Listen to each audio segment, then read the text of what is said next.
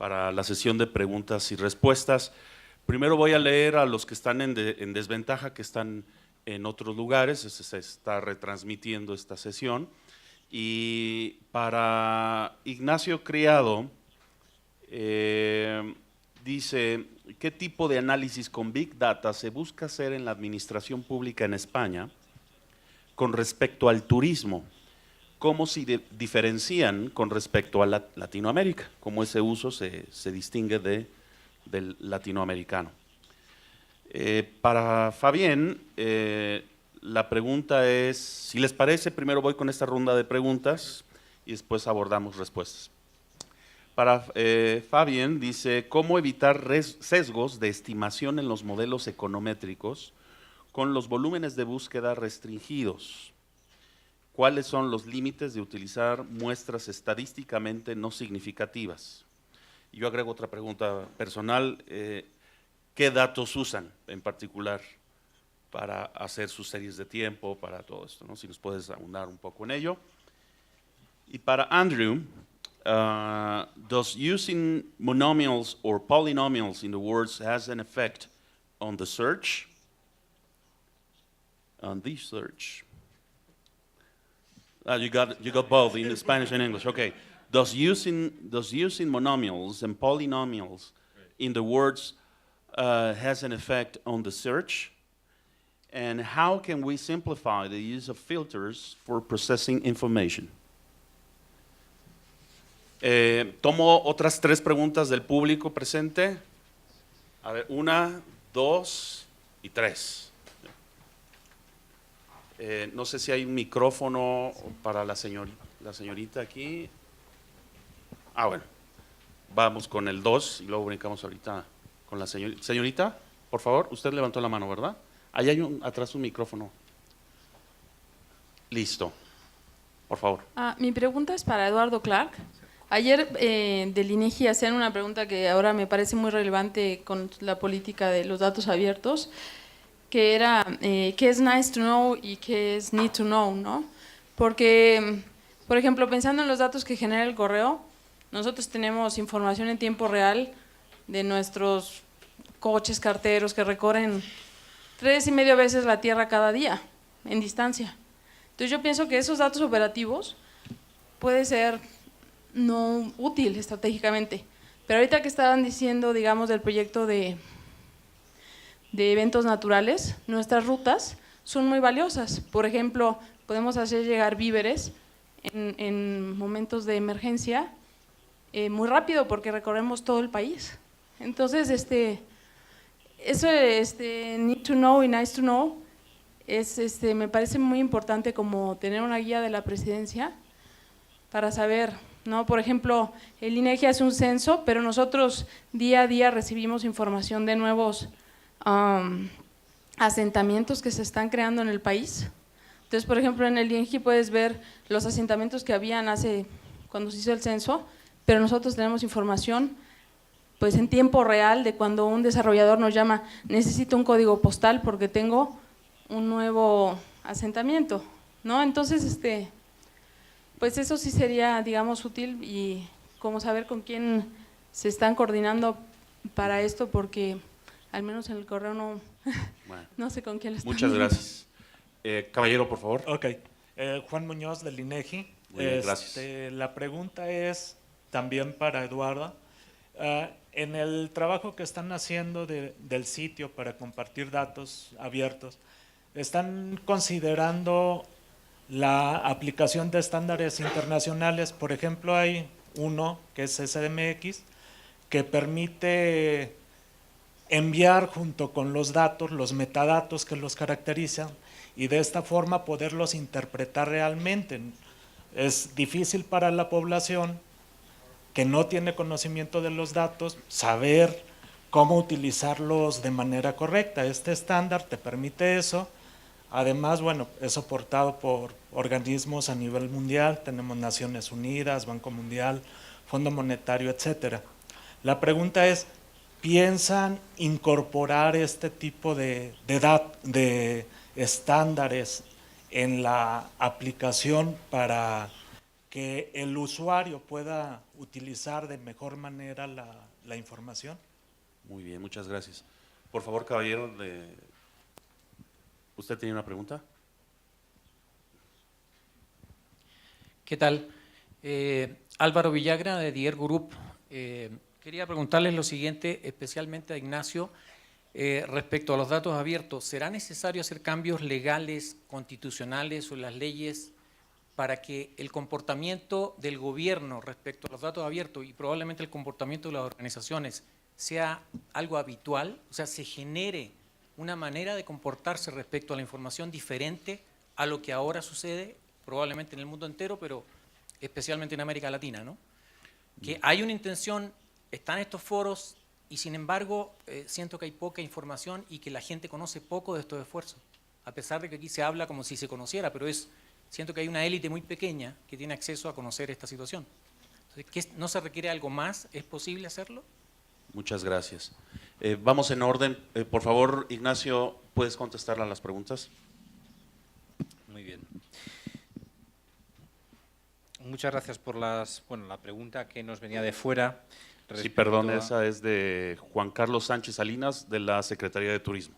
De Juan Carlos Sánchez. No conozco en gran detalle el sector, digamos, si en el sector turismo se están haciendo, digamos, análisis de Big Data. Sí que conozco que hay de hecho ha salido recientemente un estudio sobre precisamente la utilización de Big Data en turismo en España de hace un mes y medio.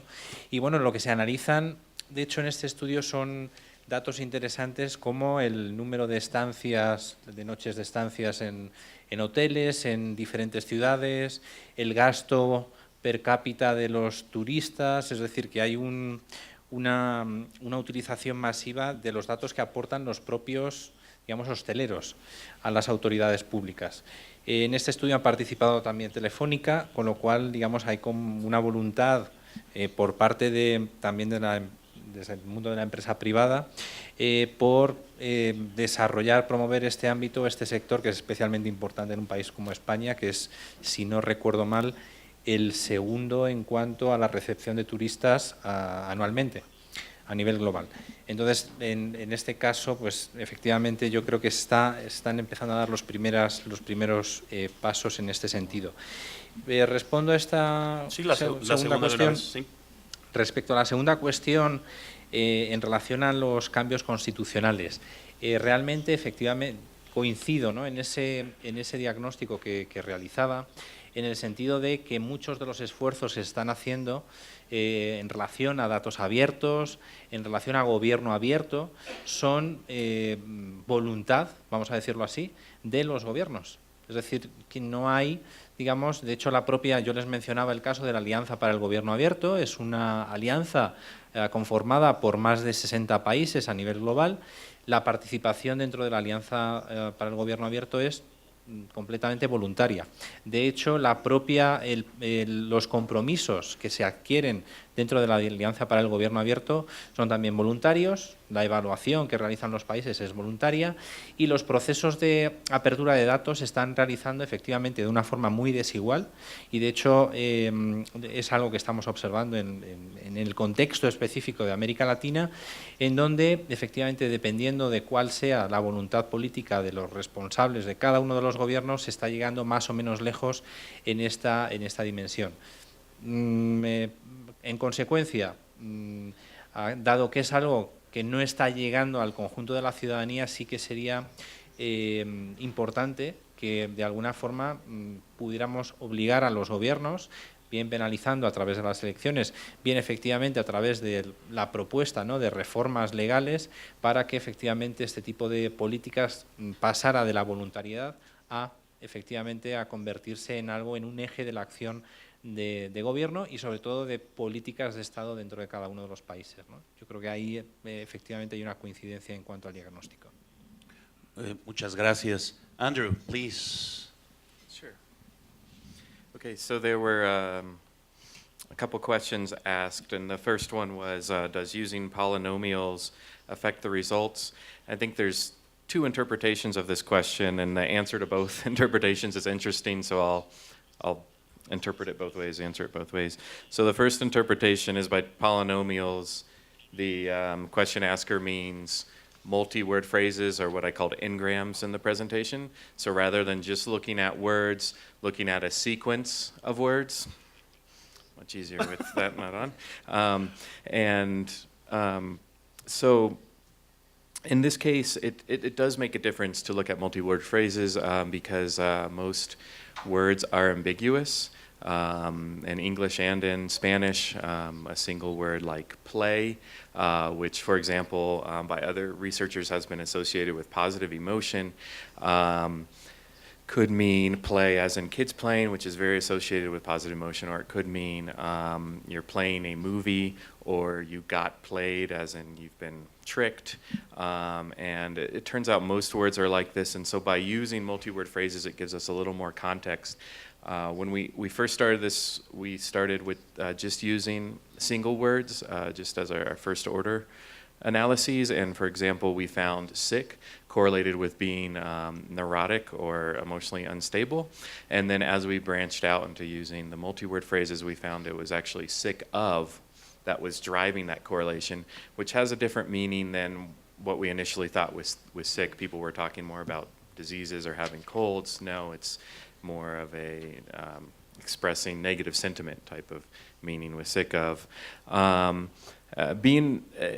To quantify this effect, it's actually not that strong for prediction. So using multi-word phrases as opposed to just individual words, to my disgruntlement as a computation linguist, because I want to use more complicated features, it doesn't make, it makes a difference, but it's not a large difference. So for personality, I think it might be about a 2% change or 3% change in accuracy.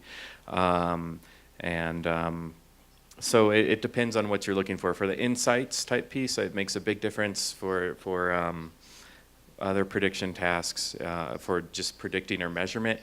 It doesn't make as big a difference, but there is a significance there.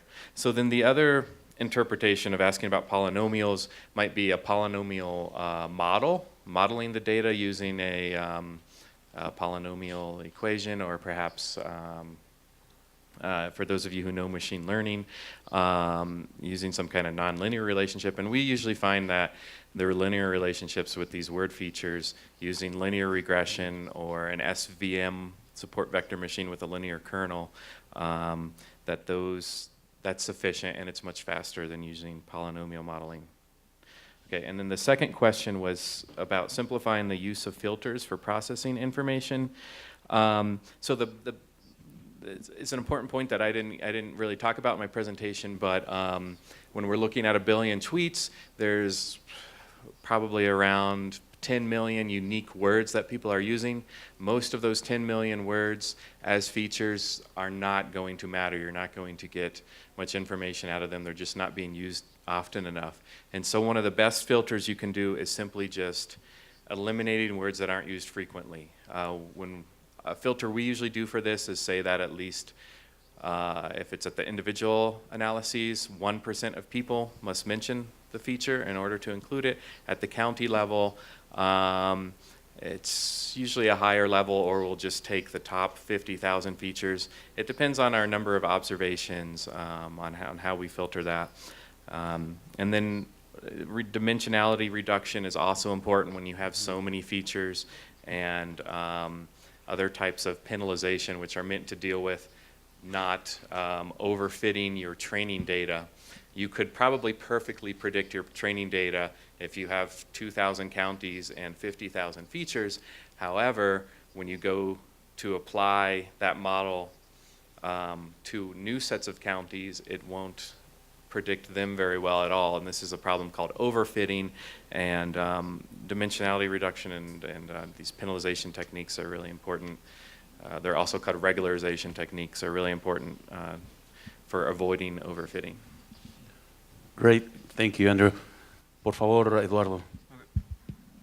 ¿Funciona usted? Sí. Ok, entonces la primera pregunta de este lado. Sí, definitivamente, bueno, lo que queremos con la Estrategia Nacional de Datos Abiertos es que el nice to know y el need to know no sea tan importante. Que básicamente si los datos deben de ser públicos, lo sean.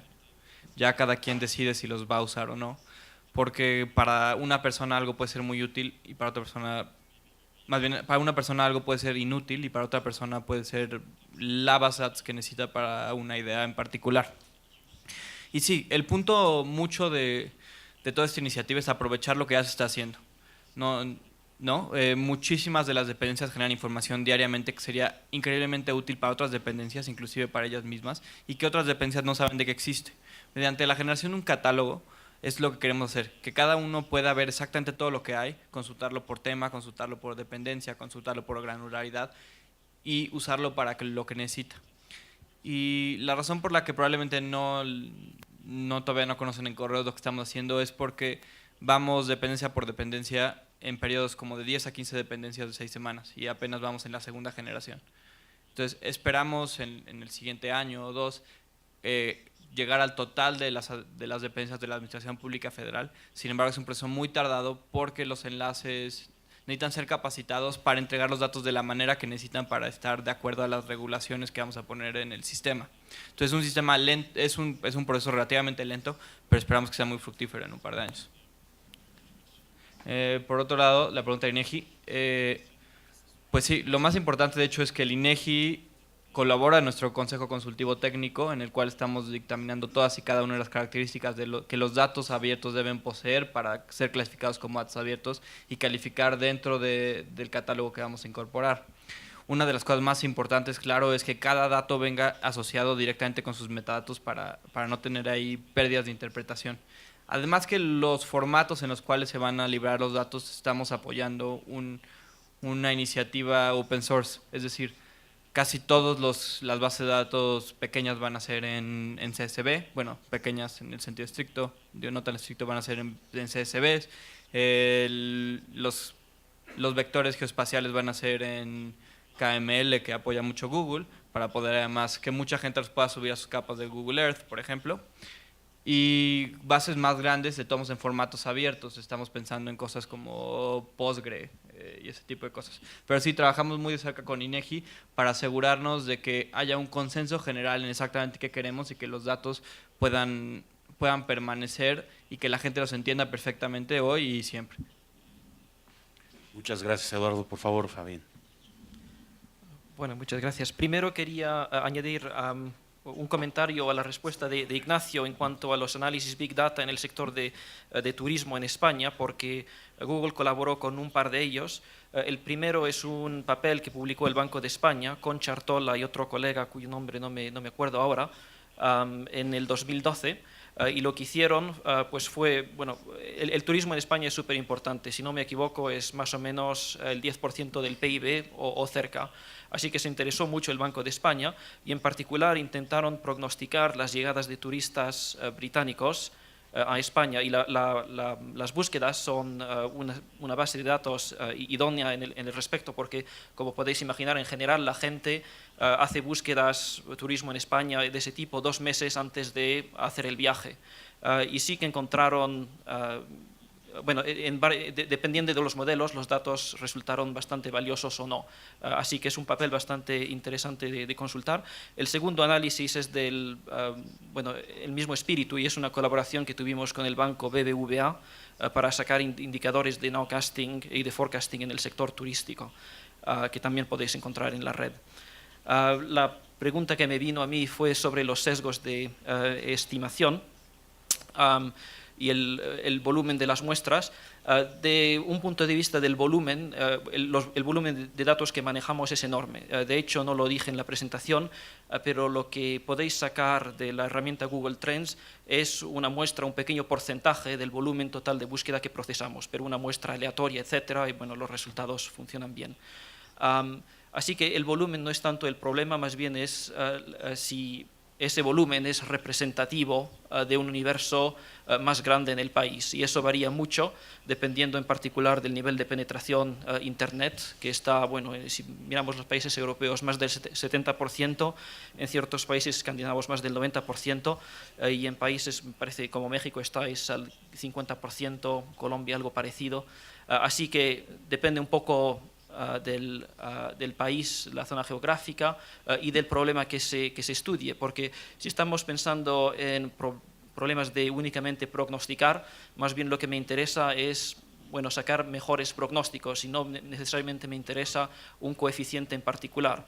Ahora bien, se interesan coeficientes en particular sobre un índice de búsqueda dado o temas de causalidad. Entonces sí que tenemos que tener cuidado, pero eso no es nada específico en este tipo de datos, es un problema que tenemos generalmente en econometría. Y nada, ser muy prudentes, tener los ojos abiertos como investigador, aplicar algunas de las técnicas que nos mencionó Andrew, es decir, intentar ajustes fuera de muestra, también intentar obtener un benchmark objetivo que sea mediante una encuesta o otros métodos para asegurarse de que bueno, está uno viendo lo que está uno viendo. Muchas gracias. Otra herramienta, ¿no? Muchas gracias, Fabián. Tenemos tiempo. En realidad, ahorita debimos haber empezado. Otros dicen no, porque está el partido. Y veo que algunos están así como que, sneaking out, ¿no? Pero tenemos preguntas, al menos de los externos, y luego voy a extenderlo a los presentes. Para Eduardo Clark, dice, ¿cómo eres popular, ¿no? Dice, ¿cómo se define la jerarquía de la información? Si son datos abiertos, ¿no debería definirse la jerarquía a partir de los usuarios? Ese es de parte de Juan Carlos Sánchez, también de la Secretaría de Turismo. No sé si lo estoy quemando, ¿no? Pero luego, también para Eduardo Clark, dice, ¿por qué se ha elegido los Creative Commons como licencia y políticas públicas del gobierno federal? ¿No genera esto la promoción de un sistema lejano a la ley de derechos de autor o promueve la inseguridad jurídica? Es Alfonso Elizarrarras, perdón si lo pronuncié mal, de aquí del Infotec. Y para Fabián Curto, de parte de Víctor Patiño, del Gobierno del Estado de Aguascalientes, pregunta, ¿existe alguna guía o catálogo para conocer pues las herramientas, los programas de Google con la finalidad de sacar el mejor provecho? Ok, la primera pregunta. Sí, perdón, Eduardo, déjame tomo 3 participaciones más.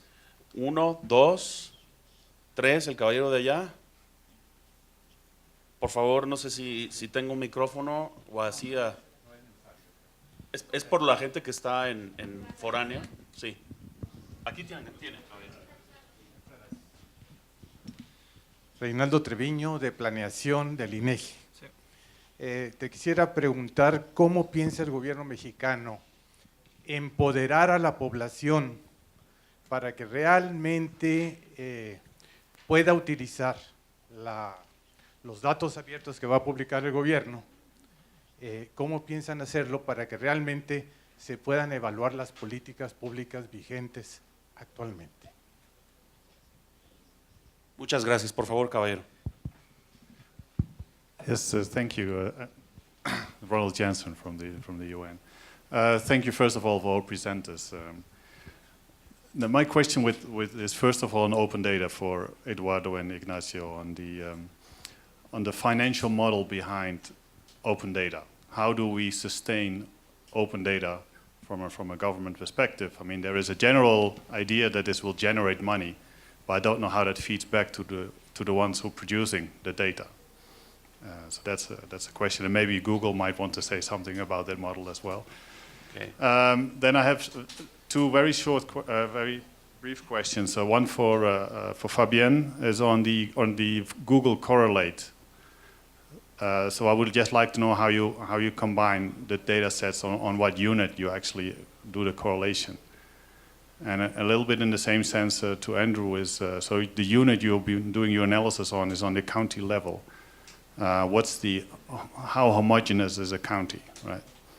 Coming from the US, I know some of the counties can be quite big, and I don't know if in your analysis you have been thinking about getting a more granular data in the analysis. Thank you. Thank you very much. Por favor, caballero. Usted mismo, sí. Ok, mi nombre es Alberto García y igual vengo de la Secretaría de Turismo. Estamos ahorita muy interesados en todo este tema porque estamos lanzando un portal de estadísticas y bueno, tenemos varias presentaciones de la información, tenemos visores, mapas geoestadísticos, tenemos ya un módulo de Open Data. Y bueno, básicamente estamos muy inquietos por estar a la vanguardia en lo que se refiere a la parte estadística del turismo. Y particularmente uno de los grandes retos que tenemos en el sector es todo el tema de movilidad. Para el aspecto del turismo que recibimos es bastante fácil identificar los flujos. El gran reto, y que sucede en otras economías, es toda la parte doméstica, toda la parte de los flujos que se dan a nivel de... Sabemos que hay 3 grandes centros emisores, ¿no? Guadalajara, Monterrey y DF, ¿no? Pero hay muchos más de los cuales se pulveriza la información y de los cuales no tenemos fuentes precisas. Entonces, en ese sentido, estamos viendo vía Big Data qué podemos utilizar. Mi pregunta va puntualmente para Fabián y para Eduardo. Para Fabián, con la parte de Google, si Google cuenta con alguna herramienta que nos dé movilidad a nivel doméstico en algún país, sea cual sea el tópico, pero que sea movilidad. Y con Eduardo, nosotros hace poco estábamos haciendo como una mesa de trabajo de cómo le hacemos para jalar toda esa data de movilidad.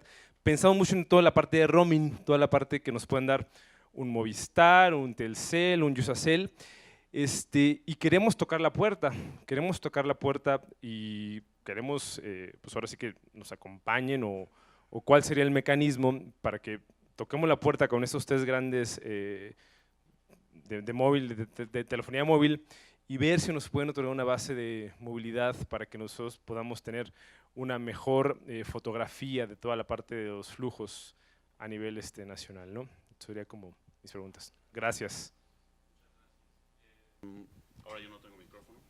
Ya, muchas gracias. Vamos a empezar al revés. Ahora vamos a empezar con Fabián, por favor. Bueno, pues gracias por las preguntas, todas muy interesantes. Una pregunta que nos llegó de Víctor era dónde se pueden encontrar todos los programas que tiene Google para mejor bienestar, etcétera.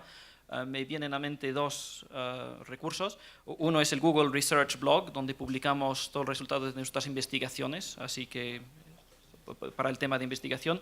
Y la segunda parte, para los programas más bien de desarrollo, sería google.org, que es nuestra organización para mejorar bienestar, etcétera. Así que esos 2 sitios. Paso al inglés para las preguntas de Ronald. On the finance model, I mean, from a Google perspective, all of this big data stuff comes very naturally to us. I mean, our corporate mission is to just organize the world's information and make it universally accessible and useful. So it's very much within the philosophy of our firm, even when, as you see, there's no direct monetary benefit, like when we release Google Trends or tools like Google Correlate. I mean, we are happy to sort of grow the pie for everybody. It's just part of who we are. But you asked a very good question on the public side of open data, and I'm very curious on Eduardo and Ignacio's responses. But that's really we're thinking about and what sort of public-private partnerships we may be able to establish there. On Google Correlate, the tool is extremely flexible. You asked what unit sort of you base the correlations on, and kind of that's up to you geographically and temporally, which gives you a lot of. Sorry? In your analysis, the thing, the hangover and the that's Google Trends, and I was looking at the US mainly on that. And basically, it's, sorry, you keep the information because you had. I'm sorry, I was very specific, but you had a correlation between hangover and something a few days earlier or something like that, so or a week later. So you had 2 sets of data you were able to correlate, which I thought, well, you must be keeping the IP address or something for somebody who is sending in that information to be able to correlate those kind of data sets. No? It was not at an individual level, it was at an aggregate level, and it was weight loss with not losing weight, I think. Oh, that's the one, that's the one, yeah. Well, so the hangover sticks, but the weight loss was it, yes. Aggregate level, and so very much up to you how, the unit you choose with it. So with enormous power comes enormous responsibility and enormous capability of making mistakes. So, but that's up to the researcher. Y finalmente la pregunta sobre movilidad, todavía no tenemos herramienta a mi conocimiento en ese campo, pero watch this space, que sacamos cosas continuamente. Muchas gracias, por favor, Eduardo. Sí. Okay, claro. Empiezo con las de fuera. La jerarquía de los datos, ¿cómo la decidimos? Pues la verdad es que fuimos viendo y qué dependencias eran las que estaban más abiertas a hacer la especie de piloto para empezar a liberar los datos. Entonces, nuestros jefes fueron y tentaron un poco el agua de quiénes podrían ser unos socios estratégicos dentro del gobierno. Entonces así más o menos fue como eso, y aunado a más o menos qué base de datos grandes sabíamos que existían y queríamos transparentar. Entonces fue una especie de combinación entre qué es importante para el usuario y qué tan posible es en el corto plazo para empezar como el experimento. Como les comentaba, lo que esperamos es que en un par de años esto ya sea un ejercicio que sea replicado en todo el gobierno federal, pero sin embargo ahorita nos tenemos que enfocar en lo que se puede hacer en el presente momento. Entonces estábamos tratando de buscar bases que estuvieran ya más cercanas a datos abiertos que a datos mucho menos estructurados y que tuvieran que limpiar mucho para establecer más o menos la prioridad. En segundo, la de Creative Commons. Sí, dice, ¿por qué se ha elegido los Creative Commons como licencia? Dice, políticas públicas del gobierno federal. ¿No genera esto la promoción de un sistema lejano a la ley de derechos de autor o promueve la inseguridad jurídica? Sí es una cuestión, especialmente porque el Creative Commons no estaba, a la hora que decidieron hacer el Creative Commons no estaba viendo la ley mexicana, más bien la ley mexicana no tenía mucho que ver con el Creative Commons, pero es una cosa que yo no podría hablar mucho, depende mucho más del jurídico, pero ellos han decidido que es la manera en la que se quieren mover adelante, en particular porque va a ser un estándar de uso que no solo aplica a la República Mexicana en el futuro, sino que también aplica a usuarios fuera de México. La verdad es que aquí le fallaría al que haya hecho la pregunta porque no estoy tan seguro de las minucias jurídicas por las cuales se eligió particularmente el Creative Commons, pero sé que la idea general es en realidad hacerlo más plural e internacional de acuerdo a los estándares que se espera tener. De aquí adelante era... sí. Una de las partes muy importantes que tenemos como responsabilidad como repositorio de datos es cómo hacer que los datos la gente los use. Ustedes en el INEGI sabrán perfectamente que tienen un acervo masivo de datos y yo creo que hay muchos catálogos que tienen decenas de descargas al año y que son datos en realidad que podrían ser poderosos para ciertas personas para obtener información sobre la situación de nuestro país e inclusive mejorarla. Una de las iniciativas que traemos dentro de la página de datos es el hacer herramientas interactivas para casi todos los catálogos que tengamos. Es decir, como les comentaba, tienes la capa del catálogo con los microdatos al nivel más bajo que tengamos y sin embargo todos estos datos, al estar en formatos legibles por máquina, se pueden agregar a otros componentes. Entonces, lo que tenemos es una serie de mapas, por ejemplo, al que puedes subir capas de todos los temas, puedes hacer gráficos de los mapas, de las variables, y hacerlo un poco más accesible al usuario, para que el usuario, sin tener que bajar todos los datos, pueda explorarlos un poco visualmente. Y esperamos que mediante difusión esta sea una herramienta a la que la gente se meta solo para resolver una inquietud, por muy pequeña que sea, que tenga que ver con gestión gubernamental, que se vea reflejada en datos. Por otro lado, también la página, y esperamos que sea exitoso, va a tener una especie de blog. Es decir, queremos, por ejemplo, para esta generación de datos que van a salir el 27 de junio, lo que esperamos es que muchos de los catálogos vengan con una especie de entrada de blog post hecho por la dependencia, hecho por actores externos, que nos digan, que nos cuenten una historia con esos datos particulares. Por ejemplo, una historia que tenemos ahorita es la CONAVO, por ejemplo, va a sacar en datos abiertos las estimaciones de crecimiento a nivel localidad de población en distintos grupos a futuro. Aunado al catálogo de escuelas que va a liberar la SEP, lo que queremos hacer es una historia de cómo podemos ver en dónde se van a necesitar escuelas que ahorita no hay, dado la proyección de crecimiento económico. O sea, son como proofs of concepts, historias cortas, un poco de qué se puede hacer con esos catálogos para que la gente vea que sí hay gente que los usa y puede salir información muy valiosa. Entonces esperamos tener 10 para esta salida. Sí. Era un poco la pregunta con un poco de mayor profundidad que lo que nos estás mencionando ahorita. Creo que es muy importante lo que se va a hacer y muy valioso. Pero yo estaba pensando si se está intentando incidir en el sector educativo, o sea, de alguna manera en el sector educativo, con una, digamos, una materia, un curso, algo que pueda ir haciendo que inclusive desde la infancia, desde la primaria, la gente pueda aprender qué importancia tienen los datos, ¿sí? Cómo los puede interpretar y cómo puede lograr a través de esta interpretación después incidir en la evaluación de políticas públicas gubernamentales y llegar inclusive a hablar de posibles características de diseño para nuevas políticas públicas. Sí, pues mira, es algo que cae particularmente fuera de mis facultades, pero yo creo que es algo que veremos con el futuro, principalmente porque esta es una de las primeras generaciones en las cuales ya tienen un conocimiento mucho más fluido de sistemas de información. Por ejemplo, datos. Hace 10 años probablemente la gente que ahora tiene 18 años, hace 10 años, pues no sabía mucho qué hacer con ese tipo de cosas. Y cada día más el alfabetismo digital está haciendo que la gente interactúe más cerca con esto. Yo creo que es algo que debería hacerse, pero la verdad no sabría decir qué se está haciendo en este momento específicamente. Yo nada más sé que hay muchas iniciativas fuera de gobierno, en realidad, por hacer una indoctrinación, bueno, una escolarización, una digitalización mucho más profunda. Por ejemplo, sé que Google tiene algunos programas para enseñar a codear a niños pequeños, por ejemplo, que si eso crece podría ser muy importante a futuro. Sin embargo, todavía sí lo notamos mucho. Hay una seria apatía por los datos en nuestro país. Todavía yo cuando voy y hablo de datos abiertos, pues la verdad no es un tema que le suene muy sexy a muchas personas. Es como datos abiertos, ¿eso para qué? Y es algo que esperemos que cambie, porque casi toda la gestión gubernamental se ve reflejada en datos. Podríamos no solo mejorar la política pública, sino entenderla mejor cómo se crea si supiéramos, si tuviéramos el internet de meternos a los datos. Muchas gracias. No sé si había otra pregunta. Me faltan dos. Financiación del modelo abierto. Okay, to the UN question, I guess I'll switch to English for a second. Well, financing is a problem, especially because from the Office of the President, we don't have a precise budget on actions.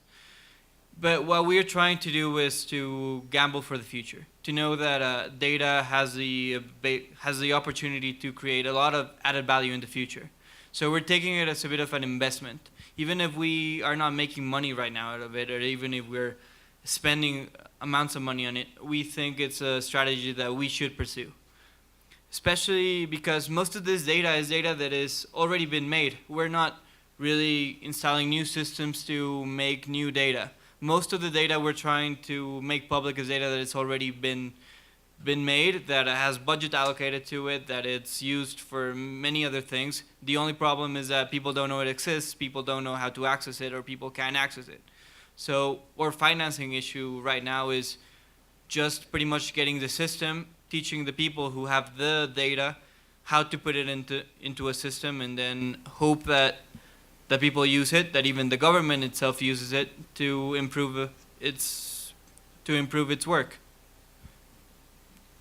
Okay, and Is there any more? Yeah, I'm missing from turismo. Sí, de hecho, bueno, te voy a decir que con turismo estamos más o menos trabajando con Manuel Lichi, creo que es. Pedro Lichi. Exactamente, sí, es una de las áreas de oportunidad, especialmente porque turismo es una de esas dependencias que hace lo que queremos que se hagan con los datos.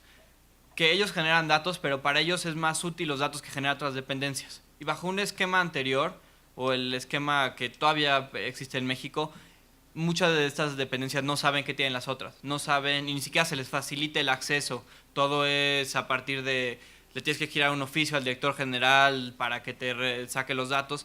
La idea un poco con esta página es que esos datos ya uno de otra dependencia sepa qué está haciendo, por ejemplo, la Secretaría de Comunicaciones y Transportes en este momento, y pueda accesar esos datos sin tener que pasar por todo el aparato burocrático antes. Muy bien. Creo que ahora sí. Sí, no. Perdón, te interrumpí. ¿Está bien? Sí. No, Muchas gracias. Muchas gracias, Eduardo. Ahorita te van a caer más, no te preocupes.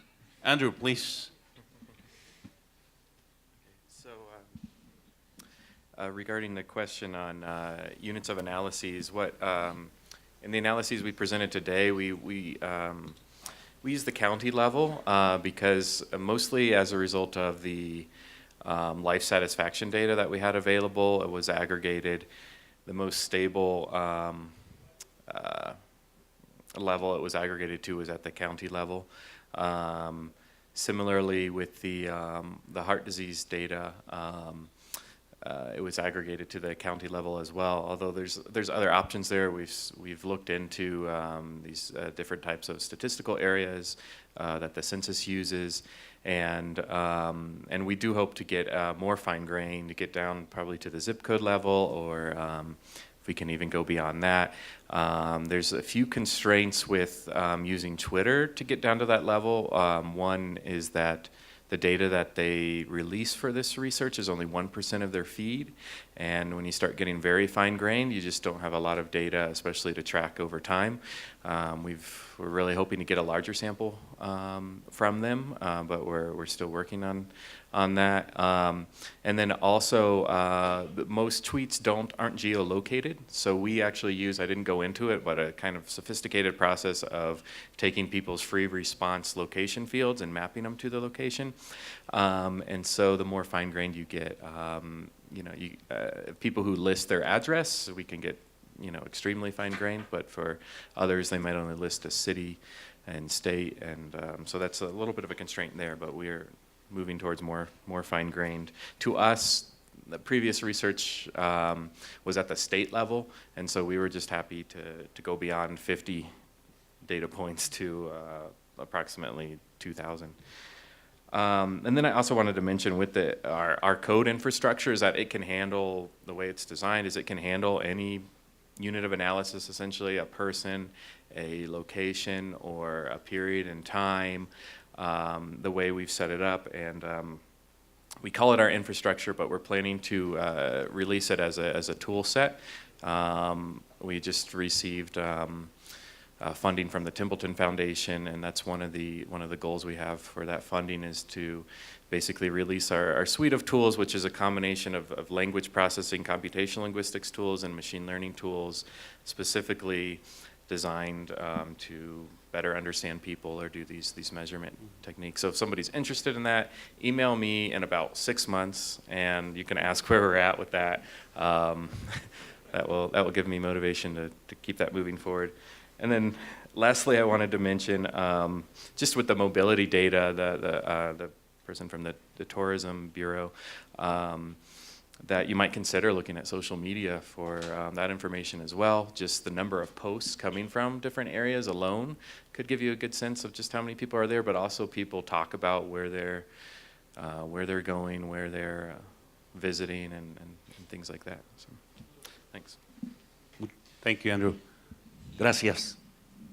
Por favor, Ignacio. Sí, yo voy a entrar, si me permite, Eduardo, a la cuestión sobre el Creative Commons, la utilización de licencias Creative Commons, porque creo que es un tema muy relevante en el sentido de que a nivel internacional, digamos, el licenciamiento Creative Commons, y un poco por despejar esta duda en relación a esta cuestión, gobiernos, administraciones públicas que de alguna manera están siendo valedores de todo este proceso de compartición, de apertura de datos, están utilizando licencias Creative Commons, por ejemplo, para licenciar sus contenidos en páginas web, ¿no? Y romper ya con el esquema del licenciamiento copyright, que de alguna forma limita la utilización de los contenidos producidos por las administraciones públicas. También incidiría, y ahí sí que me gustaría preguntarle a Eduardo, no sé si es posible la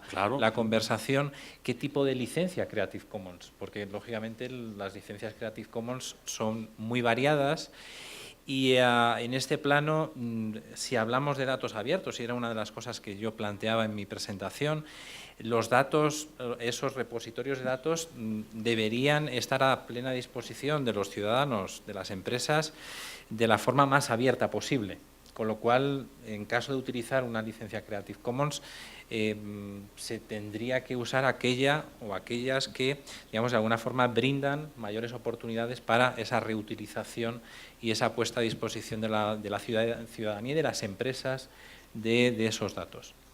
No sé si, sí, aunque comentabas que no tenías, digamos, el conocimiento jurídico, pero... Te fallaría en la licencia específica del Creative Commons, sí. Pero lo que sí te aseguro es que lo estamos haciendo con toda esa intención. Voluntad. Entonces, sí. No te sabría decir exactamente qué licencia es, pero el objetivo completo de la iniciativa es que sea completamente abierto en el sentido de que tú bajas los datos y tienes no tienes ni una restricción de usarlos, redistribuirlos, alterarlos e inclusive comercializar algo con esos datos, pues.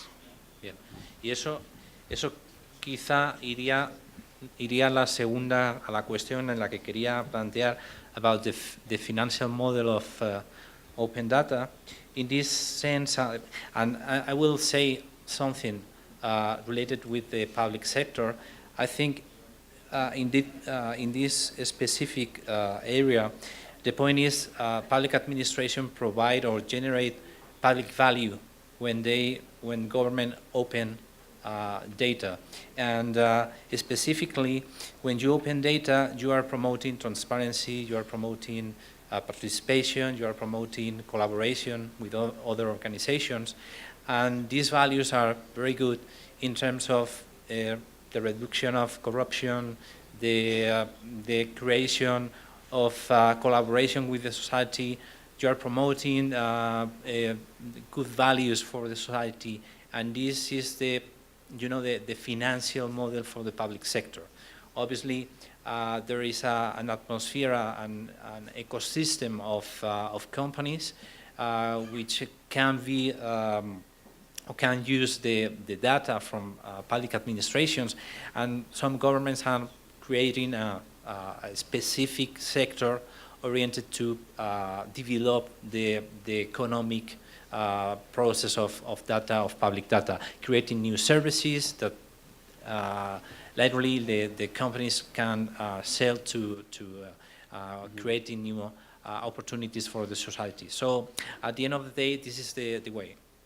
For the public sector, for the public administration, you are creating public value when you open data, and at the same time, you can collaborate with companies in order to create a new business sector with the exploitation of data of public administration. Muchas gracias. Aquí me comunican que tenemos que usar todo el tiempo hasta las 2. No. Okay. Hay otra ronda, una última ronda, porque veo el interés que hay en el público y realmente hay un gran esfuerzo del INEGI, del Infotec, de traer a estos panelistas. Por ahí, por favor, señor. Muchas gracias, Gabriel, que me da la palabra en este momento, y muchas felicidades a todos los panelistas, son estupendas intervenciones todas. Quisiera primero complementar la respuesta de Eduardo Clark, de mi colega de Datos Abiertos. Yo soy Gabriela Segovia del IFAI. Este tema de la licencia que hemos conversado desde el IFAI con nuestros colegas de la Política Nacional de Datos Abiertos, en realidad se está alejando un poco la discusión del tema de la propiedad, porque en México la ley de transparencia se basa en un principio básico que es: toda la información en manos del gobierno es en principio pública, y el público tiene derecho no solamente a tener acceso a la información, sino también a reutilizarla, y está reservada solamente temporalmente por razones comerciales o por razones de seguridad nacional o de seguridad en términos económicos, y por razones confidenciales. Ese es permanente, nunca la liberamos. Es un tema de ponderación de derechos para cuidar la privacidad de los datos personales. Entonces, la licencia, más que un tema relacionado con la ley de propiedad intelectual, es más un términos de uso que preocupa a los colegas de Datos Abiertos, que haya continuidad en esta información, es decir, que permanezca publicada, que la calidad tenga ciertas características, porque de esa información pueden desprenderse negocios. Entonces, hay un tema de confiabilidad en la calidad y en la permanencia de la información. Entonces, estamos hablando más bien de términos de uso, y es una discusión aún abierta. Con relación a la pregunta que hacía el colega del INEGI sobre la reutilización y su educación, la reutilización de los datos es un reto en el mundo entero. En el IFAI lo hemos estado analizando. Lo que hay en la educación pública actualmente en los libros de texto es la consideración y la educación a los chiquitos de que tienen derecho a solicitar información pública, y es un tema generacional, también lo hemos visto en nuestras propias encuestas. O sea, la gente no está acostumbrada a solicitar datos y los servidores públicos no estamos acostumbrados a publicarlos. Entonces, es un tema de cambio cultural que va a requerir un poco más de tiempo. Sin embargo, en el IFAI ya estamos considerando talleres de reutilización, porque efectivamente es un reto, y la rentabilidad de todas estas iniciativas depende de que la gente use los datos. Si la gente no usa los datos, todo este esfuerzo que estamos haciendo, pues solo Google lo puede explotar. Entonces, ahora, ¿puedo hacer una pregunta? Sí, ¿Todavía? por favor. Ok. Por favor. Creo que no había pregunta hasta ahorita, pero sí, adelante. Sí, era un comentario nada más, pero ahora quiero preguntarle, ¿me puedo sentar? A Andrew Schwartz, que es una estupenda manera de estudiar las cosas y de aproximarse a una realidad que a todo el mundo nos interesa así de una manera muy intuitiva, pero me queda una pregunta. La forma en la que tradicionalmente pensábamos en las ciencias sociales, muy copiado de las ciencias naturales, es como una especulación teórica que luego va a los datos y prueba hipótesis, ¿no? Inclusive los físicos con esta partícula de Higgins supieron de estas cosas mucho antes de que las pudieran probar. Pero ahora que tenemos datos, parece que los datos nos hablan antes de que podamos especular teóricamente, ¿no? Entonces, mi pregunta es, ¿cuál es el riesgo de que los datos nos hablen muchísimo y nos empecemos a quedar en el mundo de las tendencias, de los promedios, de la mayoría y otros insights, como llaman ustedes en inglés, salgan de la visión de alguien que está haciéndose preguntas, sobre todo de carácter social? Espero haberme explicado.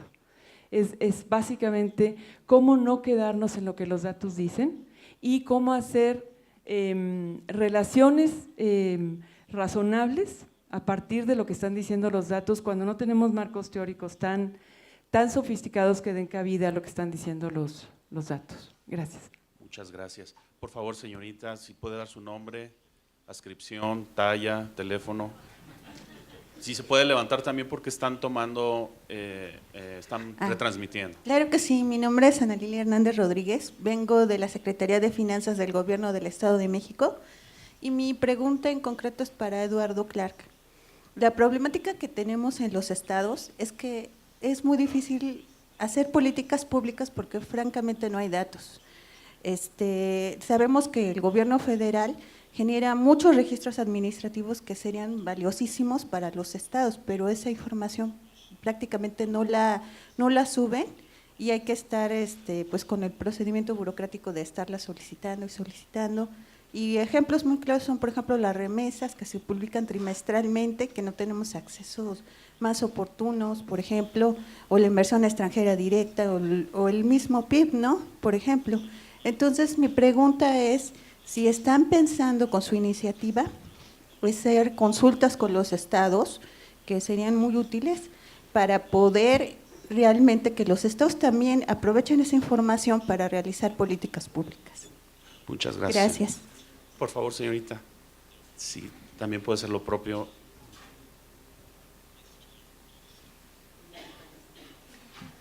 Mi nombre es Mónica Velasco y soy investigadora de aquí de Infotec. Y mi pregunta es para Eduardo Clark, si nada del evento de Zapopan, de qué tipo, si hay un perfil de OSCs para el evento. Y bueno, tengo otras preguntas, pero como ya nos queremos ir al fútbol, mejor les tomo el correo y se las envío por correo electrónico. Muchas gracias. Por favor, caballeros, una última ronda. Ahora sí no hay orden. ¿Quiere usted empezar, profesor? Adelante.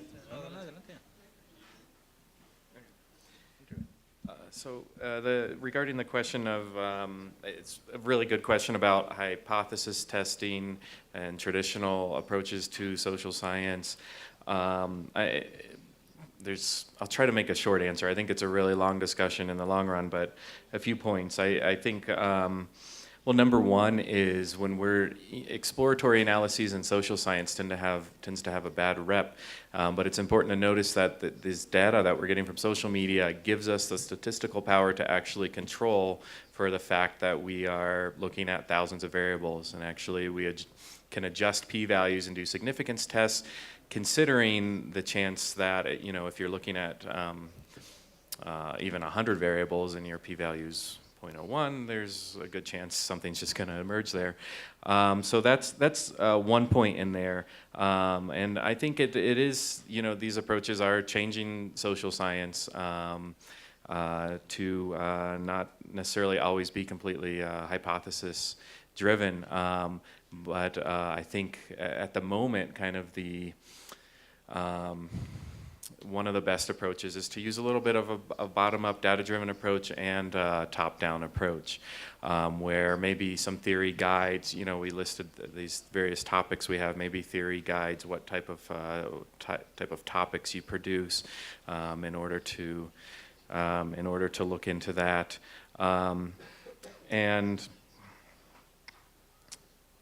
Yeah, and then also at the same time, as we get more sophisticated with these bottom-up analyses, I do think they'll give us information that's more akin to what we traditionally think of as a theory. Really, we're just using words and phrases now, and we can get much more sophisticated, and I think get much more sophisticated information out of the data. But it's artificial intelligence.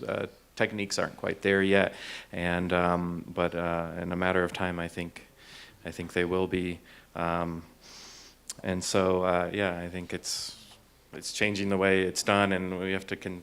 There's a lot to consider in that question. Por favor, profesor Ignacio.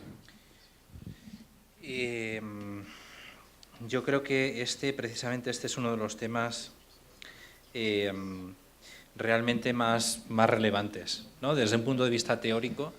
Para los científicos sociales, yo me considero un científico social, nos encontramos justamente con una situación, y de hecho les sugiero la lectura de un filósofo coreano-alemán, se llama Byung-Chul Han, y digamos este filósofo plantea precisamente en su trabajo, que está, digamos, poniéndose de moda en la esfera de la teoría política, plantea muchas de las cuestiones que están latiendo en su inquietud, ¿no? Y es el hecho de que nos estamos aproximando a una ciencia social sin teoría, una ciencia social que abandona los grandes modelos y que efectivamente abandona también digamos, la intención de tratar de explicar el mundo, por qué suceden las cosas, y hay efectivamente la causalidad, ¿no? que tradicionalmente estaba detrás o en el intento de las ciencias sociales por conocer el mundo, pues de alguna forma con la extensión del Big Data estaríamos precisamente pues centrándonos, como ya planteaba Andrew, en el ámbito de, bueno, pues tenemos los datos, tenemos las tendencias, podemos hacer predicciones, pero no nos interesa por qué se produce un fenómeno, ¿no? Entonces esto es digamos, una tensión y algo que está latiendo muy intensamente y desde un punto de vista sociológico, politológico, de las ciencias sociales, en el ámbito de la economía también, pues es algo que efectivamente yo creo que nos tenemos que cuestionar, y que en este foro, en donde efectivamente quizá estamos abordando estas cuestiones desde un punto de vista más práctico, más concreto, también convendría que nos hiciéramos esta reflexión, porque esta reflexión tiene un impacto pues de calado en lo que somos, como personas, como individuos, como sociedades, como mundo, ¿no? Y como algo que efectivamente tenemos que, o como digamos futuro que tratamos de explicar y que tratamos de alguna manera reflexionar y aprender, ¿no? Aprender con H, ¿no? Ya digo que esta es una cuestión realmente de mucha profundidad y que yo les invito a que reflexionen sobre ella. Muchas gracias. Ahora sí, Eduardo, cada vez que quería saltar te detuve, perdón. No. Bueno, primero que nada agradecer la intervención de mi colega Elifai, ahí aclarando lo que yo no sé. Y segundo, empezando para los estados, sí, definitivamente es un problema actual y es un problema que queremos resolver al hacer este tipo de iniciativas. Ahora muchos de los datos, cuando uno los pide de hecho vía Elifai. Lo que queremos es que la política de datos abiertos haga, en cuestión de datos, al IFAI una institución que solo tenga que responder cuando haya una problemática si esos datos deben ser publicados o no. Que los datos que sea fácil de saber si deben ser públicos estén públicos de una primera instancia, y que se puedan acceder por cualquier otra persona para cualquier uso que sea un ciudadano o sea los mismos gobiernos estatales. Entendemos perfectamente cómo la mayor parte de los datos que ahorita mismo generamos en la Administración Pública Federal no son publicados de manera oportuna ni de manera abierta, a veces ni siquiera publicados. Esa es todo la problemática que estamos tratando de resolver con esto. Y segundo, sobre Zapopan, la pregunta sobre qué perfil estamos buscando para los que se inscriban. ¿Era esa? ¿Mande? Sí. En realidad la convocatoria de este datatón está abierta en general y hemos tenido registros desde una sola persona hasta Microsoft Research, para que Google se ponga las pilas, por favor. Entonces, nos encantaría que no hay ninguna restricción de edad, no hay ninguna restricción de cuántos miembros por equipo, ni nada. Hay un premio, de hecho, patrocinado por Infotec al ganador de 50,000 pesos, creo que es el premio, menos impuestos. Y si no, ¿cómo financiamos la política de datos abiertos? Entonces, sí, los invitamos a todos a participar. Muchas gracias, Eduardo. Fabián. Sí, únicamente una reacción sobre esta idea del riesgo de que los datos nos hablen mucho, ¿no? Y es verdad que hay correlaciones por todas partes. Hay una correlación muy importante entre los asesinatos en Inglaterra y el número de practicantes de la Iglesia de Inglaterra. También encontráis correlaciones entre las llegadas de cigüeñas y los nacimientos de humanos. Así que, bueno, están por todas partes, no es algo nuevo, lo que es nuevo es la escala del problema, ¿no? Algunas reflexiones. Bueno, estamos frente a una jungla, tenemos un cuchillo, a veces hay que tener el valor de ir para adentro. Segundo, es verdad que, bueno, a lo mejor la teoría se pierde algo, pero había un riesgo antes de sesgo teórico, así que no era un proceso idealizado, etcétera. Siempre había problemas. Y en tercer lugar, lo bueno de la econometría es que siempre es fácil destruir un modelo malo, o sea por prognosticar fuera de muestra, o bueno, hay muchas técnicas, así que lo que sí que tendremos que ser es muy vigilantes porque habrá muchos más datos, muchos más modelos y bueno, a destruir lo malo. Pues muchas gracias. Yo de nuevo les agradezco a ustedes por el gran trabajo el día de hoy, no solamente por el tiempo, sino por la calidad de sus presentaciones, sus participaciones y la forma como colaboraron con las preguntas. Y yo le agradezco al público por la gran paciencia a pesar del evento que se está realizando ahorita. Yo empecé a ver algunos que ya se iban y tenía ese miedo. Es justo la hora para cerrar esta sesión. Y lo único que me molesto con mi hermana que no preguntó quién soy. Mi nombre es Gabriel Purón, sí, soy profesor del CIDE, moderador de esta mesa. Muchas gracias.